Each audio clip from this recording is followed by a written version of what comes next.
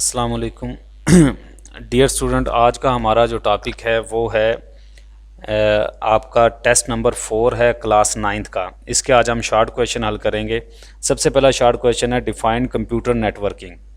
अब computer networking से क्या मुराद है? Computer network is a group of communication group of computer system and other computing hardware devices link together through communication channel.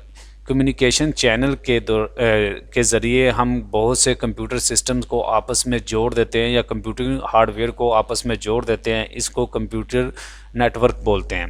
अब computer network की एक लिहाज से बात यहाँ पर भी इस तरीके से भी समझ आती है कि लेट्स सी हमारे पास दो डिवाइसेस हैं या दो कंप्यूटर सिस्टम हैं, हम उनको आपस में कनेक्ट करते हैं। ये ऊपर उसने ना डायग्राम भी बनाई हुई है। एक डिवाइस के ज़रिए हम बहुत से सिस्टम्स को आपस में कनेक्ट कर देते हैं। ये नेटवर्किंग कहलाता है। ये क्या कहलाता है जी?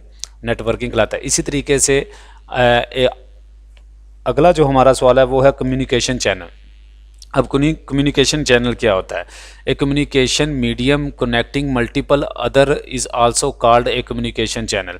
आप बहुत से मल्टीपल कंप्यूटर्स को एक दूसरे के साथ कनेक्ट कर देते हैं। ये कम्युनिकेशन चैनल कहलाता है। बहुत से कम्युनिकेशन चैनल मिलकर एक नेटवर्किंग बनाते हैं जिसको हम कंप्यूटर नेटवर्किंग बोलते हैं। इसके बाद हमारा अगला जो क्वेश्चन है वो चैप्टर नंबर 3 में से ही है, क्लाइंट एंड सर्वर।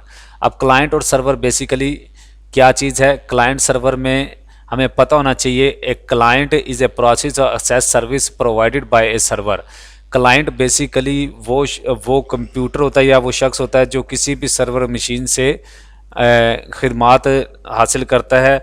उस सर्वर मशीन की खिदमात हासिल करके वो किसी भी अपने मुमकिन हदफ तक पहुंच सकता है। क्लाइंट बेसिकली बहुत से एक से ज़्यादा हो सकते हैं, लेकिन सर्वर मशीन जो है बेसिकली एक होती है जिससे सारे क्लाइंट आपस में कनेक्ट होते हैं एक सर्वर मशीन के साथ।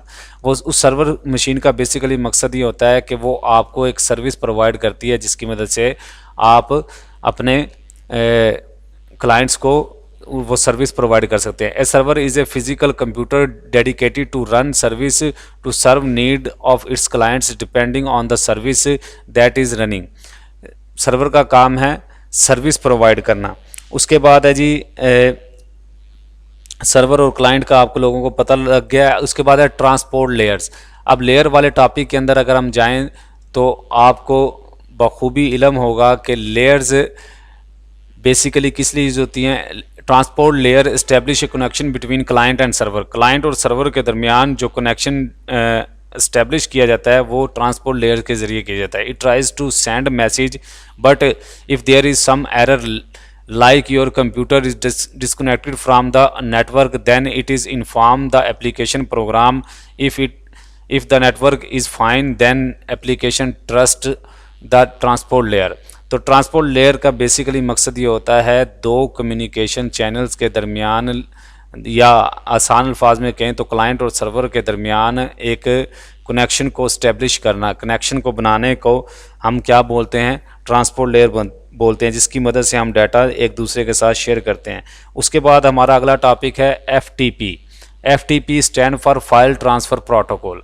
अब फाइल ट्रांसफ़र प्रोटोकॉल में क्या होता है कि अगर हम फाइलें शेयर कर रहे हैं एक दूसरे के साथ, कोई डॉक्यूमेंट्स वगैरह शेयर कर रहे हैं, तो उसके लिए हमें TCP/IP का सहारा लेना पड़ता है। File transfer protocol is the stand for TCP/IP protocol which is use to purpose of transferring files from one computer to another. For example, if you want to transfer document file, ठीक है ना जी, to a remote computer, then we can use this protocol shown in figure. ये आपको सामने तस्वीर में भी नज़र आ रहा है।